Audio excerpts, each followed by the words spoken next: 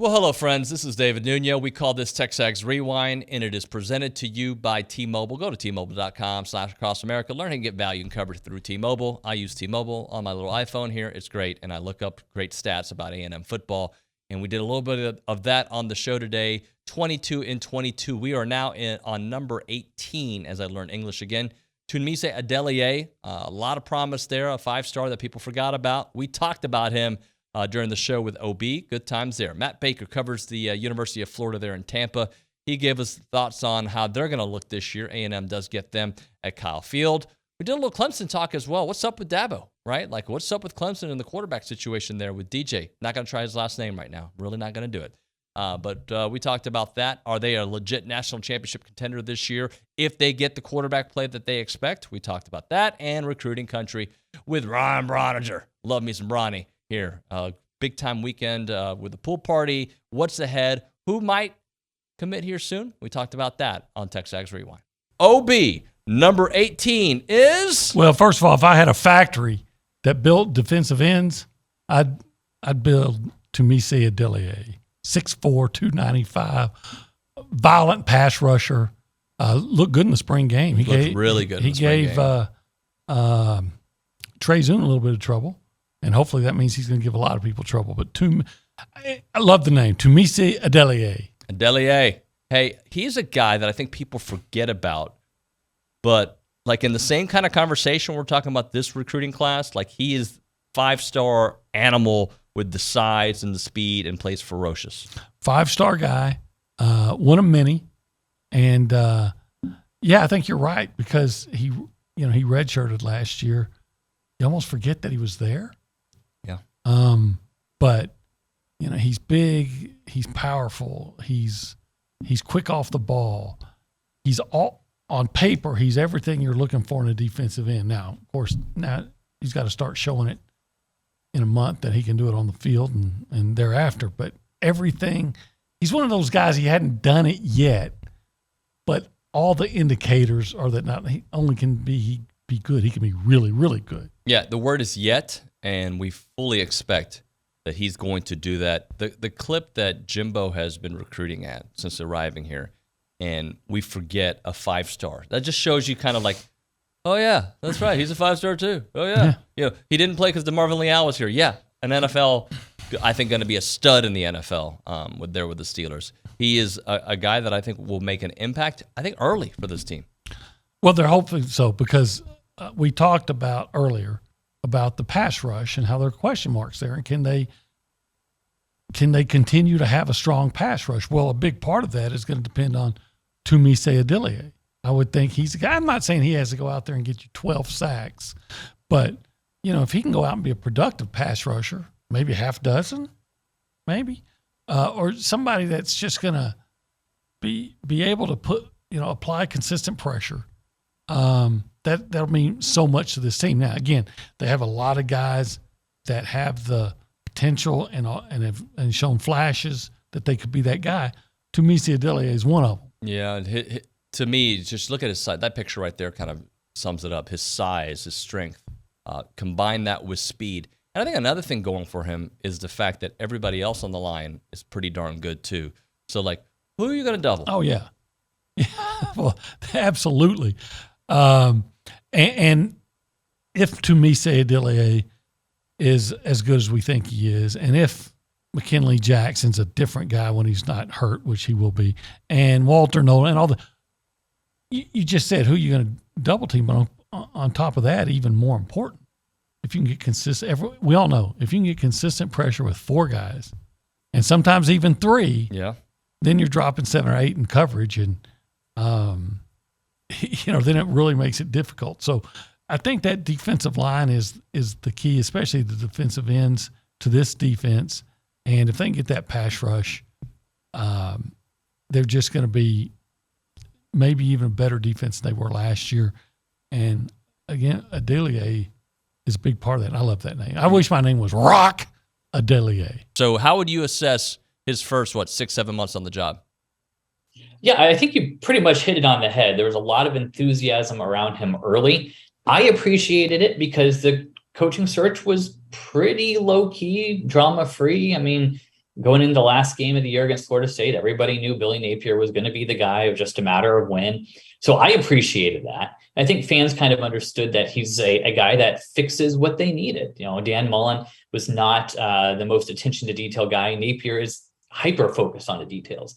Mullen was a great tactician, but not a great recruiter. Billy Napier said literally day one, this is a talent acquisition business. And then you're exactly right what happened next, where I think they were fine going into the early signing period and all that stuff. They did as well as you could. And then or in the spring and kind of into June, they weren't getting the dues that people thought. And there were a lot of Florida fans who were really upset about it. My whole thing was pump the brakes. It's June. It's early July. Let's see. And then in July, they reeled off a whole bunch of commits. Now they're 12th-ish, 13th in the country in terms of recruiting. And there's, you can see reasons for optimism that he can bring in the dudes necessary to compete for championships. Not this year. I don't think anybody's expecting that this fall, but down the line, you're starting to see signs that maybe he can do it. What went wrong last season, and were there signs that, maybe, in the years prior leading up to it that were pretty darn good, that things were falling off? Yes, there were signs. I went back, Dan Mullen said after the Cotton Bowl when they got their tails kicked by Oklahoma, that was not the 2020 season that you saw there. That was a springboard for the future. So I went back and watched that disaster of a game, and the issues that they had against OU when a lot of the 2020 team had opted out were the ones that surfaced throughout the year. Specifically, there weren't a lot of guys making plays on offense. Once they lost Kyle Pitts and Kadarius Toney and Trayvon Grimes, they weren't the same. They didn't have anybody who could come close to replace them. On defense, they looked out of sorts, and they didn't have the playmakers necessary either. They kept getting beat by the same counterplay over and over and over again. And then I guess the big thing was just an attention to detail that was lacking. Mullen lost 10 times over the last years, just on Mullen. And 6 of them were very, very close. You look at the game in 2020 against A&M, where it's the late fumble leads to the game-winning field goal. The throw and shoe against LSU. 8 false starts against Kentucky. And offsides on 4th and inches at Missouri that leads to a field goal in a game that goes to overtime. A guy on a 2-point conversion against Bama runs the wrong way and another one lines up wrong. All those little tiny things add up to 6 of the 10 losses. You change 2 of them, Mullen's probably still the coach. Considering how excited they are about Cade Klubnik afterward, how quick of a hook does he have? I mean, is it his job this year, or is it you get to week 4 and you're still struggling? Now we have to consider making a change. Yeah, so game 5 is NC State, and a lot of people think NC State is the threat to Clemson, maybe in the Atlantic Division. So I kind of look at it when you go back to when Trevor Lawrence came in, right? And Kelly Bryant had actually led Clemson to the college football playoff as the number 1 seed in 2017. They got beat by Alabama, of course, handily, 24-6. That game kind of got away from Clemson in the third quarter with a couple of interceptions. But all that being said, that following season, David, it was a 4-game window for Trevor to come in, and he won it. And then Kelly Bryant, of course, we know goes on to Missouri. So I think that window is probably a little less than 4 games this season for DJ. The problem is the schedule doesn't exactly line up to where you're going, oh, we know a whole lot. They open with Georgia Tech in Atlanta at Mercedes-Benz Stadium, but then you got Furman and Louisiana Tech, and that just, those aren't 2 names that are going to jump off the table, so to speak. Yeah, I was looking at the schedule. Very manageable schedule this year. Yeah, I think so. I think the big advantage for Clemson is that the home slate are what I think are the more difficult games outside of that matchup, on the road in South Bend. So you kind of have a little bit of an advantage with the fact that you get to play your toughest, quote unquote, ACC opponents at home, I think, this year. There's still some things to be said about what Florida State will be. I like Jeff Hafley at Boston College, but I don't know that they have the horses, but they'll be defensively. They'll be ready for Clemson because he's just a defensive mind and really tries to limit the way teams are able to move the ball down the field. But yeah, I think the schedule sets up well for Clemson, but that problem is game 5. NC State, fortunately, maybe you would say Clemson lost a season ago in double overtime, so they'll be locked in on the Wolfpack for sure. Obviously, when you get a 5-star to kick off the weekend or kick off the kind of the roll of commits, and it's not just a 5-star, it's a kid like Anthony Hill, that kind of player, that kind of target with that kind of level of importance in the class, I think that really started to generate. We were getting a ton of views on it already, especially as the Malachi Nelson stuff came out. but to get a 5-star in the boat, like I said, with Anthony Hill, I think that really got people to latch on us to kind of follow what was going on. I told the story on Monday, but I'll kind of reset it here. So it's right before the kickoff, and you say, hey, at some point I'm going to tell you, and you're going to be ready to announce, like, because you felt good about certain things happening. Yeah, but here's the thing. Anthony kind of caught us off guard. We thought Anthony may be happening toward, not later in the afternoon, but like maybe 2 or 3. Mm-hmm. And then literally Jason and I are standing in the lobby, and he's looking at his phone. He's like, Anthony just announced. So, like, that's kind of, we were in scramble mode for about 5 or 10 minutes, trying to get all of our stuff out on our side. And then that's kind of when you text me and you're like, yo, and I was like, yeah. And I went in there and I told you to go ahead and announce it to the crowd there. But yeah, so, the hardest thing to nail down with this stuff, David, is timelines on when these kids are going to make announcements. Like Dalen Evans, to, full disclosure, Dalen Evans and his mom sat in here in our studio talking about how they were going to commit. Like, they were committed. They wanted to announce. Mom wanted him to make sure, just being mom and giving him good, sage, wise advice on how to do it. So, like, we knew that kid was going to commit. We didn't know when it was going to go down. And then kind of the same thing for Dalton Brooks. Like, we had heard earlier in the day that Dalton Brooks was done. Like, I talked to Bravion Rogers. He was walking into the pool party, and he was like, yeah, Dalton committed.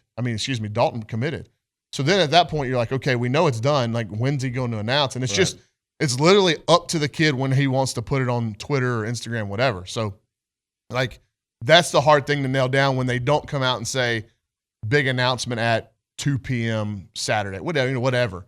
If they don't have a scheduled commitment time and date, it makes it really tough for us to nail down when some of this stuff's going to come out officially from their end. And really, they're not committed until they announce, right? We talked about this a bunch. Silent commits don't mean a thing. So that's kind of what we're waiting on with a few kids. Now, there are some scheduled announcements later this week. Darian Gillette will happen Friday. That one's tough to get a full read on. There's confidence on both the A&M and Texas side, so he's clearly done a good job of playing things close to the vest. And then Nikhil Bertrand and Shelton Sampson are both. Nikhil Bertrand's an offensive lineman from the Northeast in Philadelphia, and then Shelton Sampson, a wide receiver from Baton Rouge. I think the hometown Tigers are going to win out for Shelton Sampson, if I had to guess today, but we'll run it down. But Philadelphia, that's A&M country. All right, folks, all you got to do is like, comment, subscribe, then comment again, subscribe. Don't unsubscribe. Just keep subscribing, and then like other videos that are on the profile. That'd be great. Do that for us. We will see you tomorrow. By the way, it's the first day of practice. Should have led with that. First day of practice. Stay with TexAgs.com. We'll have a lot of content for you.